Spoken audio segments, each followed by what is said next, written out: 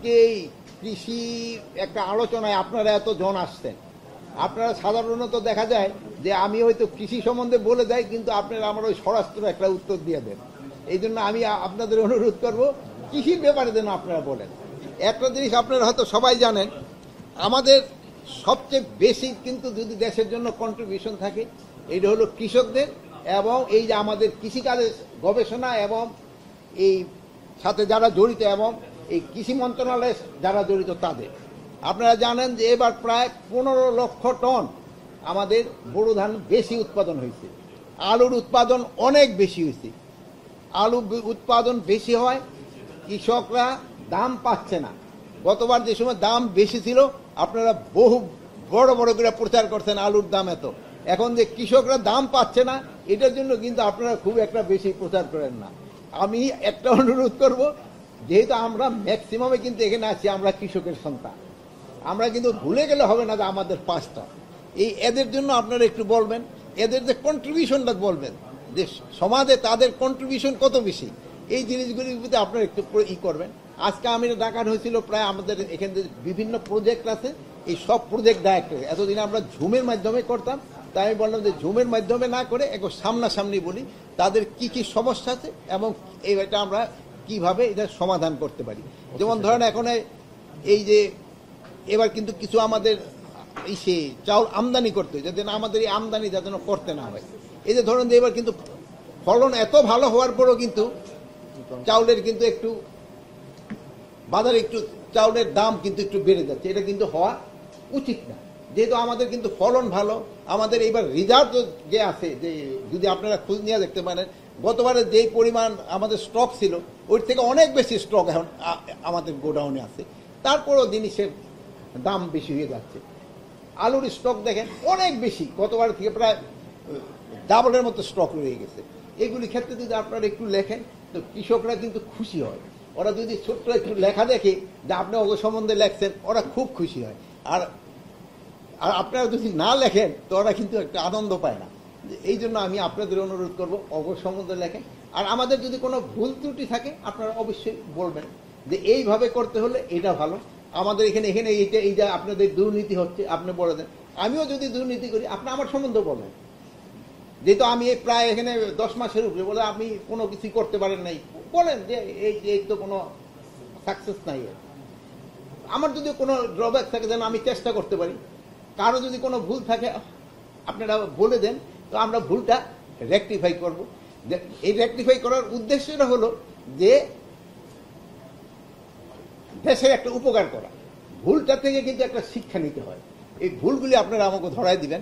আর যেই জায়গায় আমরা ভালো কাজ করি ওইটাও আপনি একটু, যেহেতু সবাই কিন্তু একটুখানি চায় যে তার ভালো কাজটা একটু প্রতিফলন হোক এবং লোকে বলুক, এটাও কিন্তু চায়, এটাও আপনারা বলবেন। আমার এইটুকু একটু বলার আপনার কাছে উদ্দেশ্য ছিল। এখন যদি আপনাদের কোনো প্রশ্ন থাকে এটা বলবেন, পরে আমি একটা জিনিস একটু আপনাকে বলবো। ওই যেমন ধরো আপনাকে পেঁয়াজ, যেমন ধরো যে আমরা এয়ার ফ্লো ব্যবস্থা করছি, গতবারের থেকে দেখছেন এবার পেঁয়াজ কিন্তু অনেক বেশি হয়েছে, বাজারের দরও কিন্তু কম্পারেটিভলি কিন্তু অনেক কম। আপনি যদি দেখেন গতবারের থেকে এবার সবজির দামও যদি দেখেন অন্যান্য বারের থেকে কিন্তু এবার একটু কম আছে না মার্কেটে। হয়তো আপনারা ওই দেখবেন আমাদের আপনারা মাইন্ড করেন না, যেহেতু ইনফর্মাল আলোচনা, এবার ওই মুরগির দামটা বেড়ে গেছে, এই সোনালির দাম বেড়ে গেছে। ওইটা যেটা কমে ওটা কিন্তু খুব সহজে বলতে চান না, এটাও বলেন যে এটার দাম বাড়ছে এটার দাম কমছে, এটা হলে একটু আমাদের সুবিধা হয়। আর এই যে আমরা ধরেন পেঁয়াজের এয়ার ফ্লো একটা ব্যবস্থা করতেছি, 8,000 যেন পেঁয়াজগুলি যেন নষ্ট, প্রায় আমাকে 8,000 টনের মতো পেঁয়াজ নষ্ট হয়ে যায় অনেক সময়। এই যেহেতু জানেন পেঁয়াজ প্রথম শীত একটাই, এটা যেন না হয়। প্লাস আপনারা যে আমরা ওই শীতকালে অনেক সময় সবজি অনেক বেশি হয়ে যায়, আর শীতকালীন থেকে গ্রীষ্মকালীন সবজি আসতে প্রায় 1 মাসের মতো একটা পিরিয়ড যায়, এটার কি বলে লিন পিরিয়ড।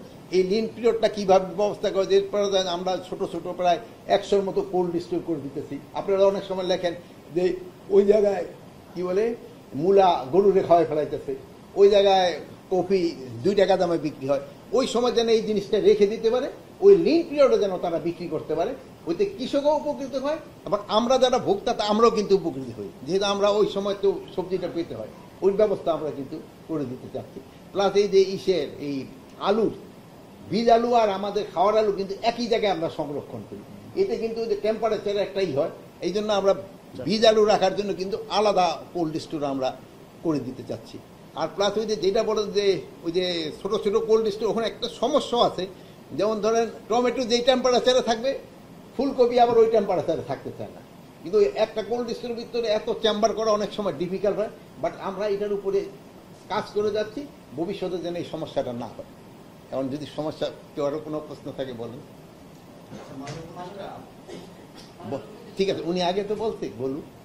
আমরা দেখছি যে বড় ধানের মৌসুম মাত্র 2 মাস হলো পার হয়েছে। আমরা বাজারে যখন যাই চাল ব্যবসায়ীদের সঙ্গে কথা বলি, তারা বলে যে সব ধরনের চালই কিন্তু দাম বেড়েছে, আপনি যেমনটি বলেছেন যে দাম বেড়েছে, এবং তারা যেমনটা অভিযোগ করেন যে আসলে চাতাল মালিক থেকে শুরু করে বড় বড় যারা মোকামে আছে, অর্থাৎ বাজারের একটা বড় সিন্ডিকেটকে তারা প্রত্যেক দিনই আমরা বাজারে গেলে দায়ী করি। আপনাদের এই বাজার সিন্ডিকেটের বিষয়টি নজরে আছে কিনা, বা আপনাদের এটা সব নজর আসে, বাট আমি যেহেতু কৃষি উপদেষ্টা, আমি কৃষকের সাইডটা দেখতে চাই যে আমি এই যে বাজারের দামটা বেশি কিন্তু আমার কৃষক পাচ্ছে না, কিন্তু এটা যারা পাচ্ছে তাকে আপনারা পয়েন্ট আউট করে দিবেন, এবং তাদের যেন একটা ব্যবস্থা না হয়, তাদের আইনে আওতায় এরকম করতে হবে।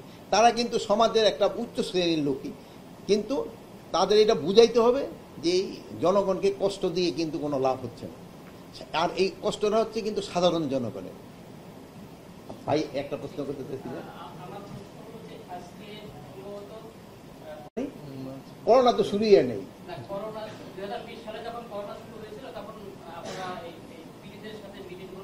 পিডিদের সাথে আমরা মিটিং কয়েকদিন আগেও করি, প্রতি মাসেই করি।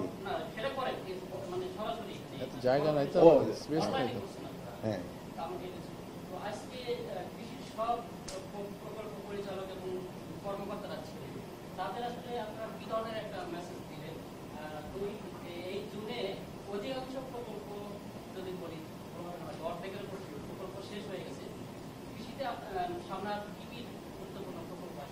এইটার ক্ষেত্রে তাদের যেহেতু জুনের ভিতরে আপনার সত্যি কথা বলছেন, প্রজেক্ট যেগুলি শেষ হয়ে গেছে তারা কত পার্সেন্ট করতে পারছে এবং এটা কৃষকের কতটুকু কাজে লাগবে এইগুলি বেশিরভাগ মূল্যায়ন করা হয়েছে।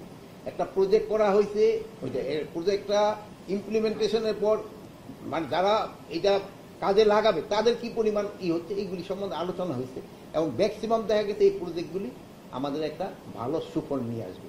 যেমন ধরেন কিছু কিছু আছে, যেমন ধরেন আমরা এখন চেষ্টা করতেছি যে বৃষ্টির পানিটা ধরে রাখা যায় কিনা, খাল খননগুলি যেহেতু অনেক সময় আন্ডারগ্রাউন্ড ওয়াটার নিতে নিতে কিন্তু আমার নিচের পানি হয়ে যেতেছে, আমাকে এইসব পানিগুলি ধরে।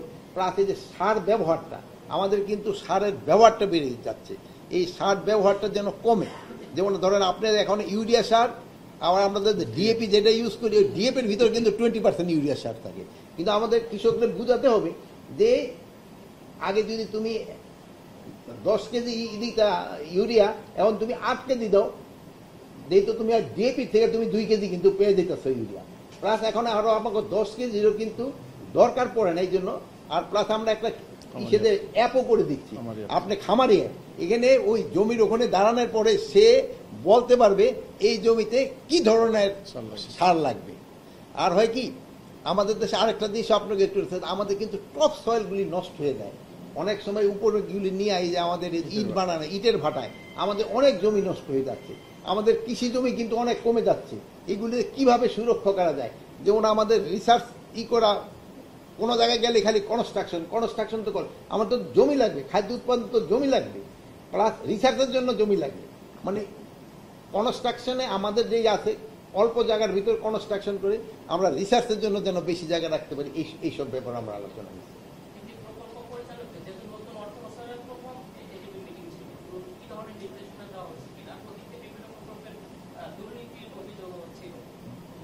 যে জায়গার ভিতরে দুর্নীতির অভিযোগ ছিল ওই 2-1টা আমরা এসে কিন্তু দুদকে পাঠিয়ে দিচ্ছি। কাউকে দুর্নীতির জন্য কাউকে ছাড় দেওয়া হবে না, দুর্নীতির জন্য ছাড় দেওয়া হবে না। যেহেতু আমি 1-2টা কথা সবসময় বলি যে আমরা দুর্নীতি ওইরকম লাগাম টেনে ধরতে পারি নাই, প্লাস মাদকেও আমরা কিন্তু ওইরকম লাগাম ধরতে পারি নাই। এটা যেহেতু অস্বীকার করা তো আমার উপায় নেই, যেহেতু আমি দুর্নীতি তো লাগাম ধরতে পারি, বাট চেষ্টা করে যাচ্ছি কতটা কন্ট্রোলে আনা যায়।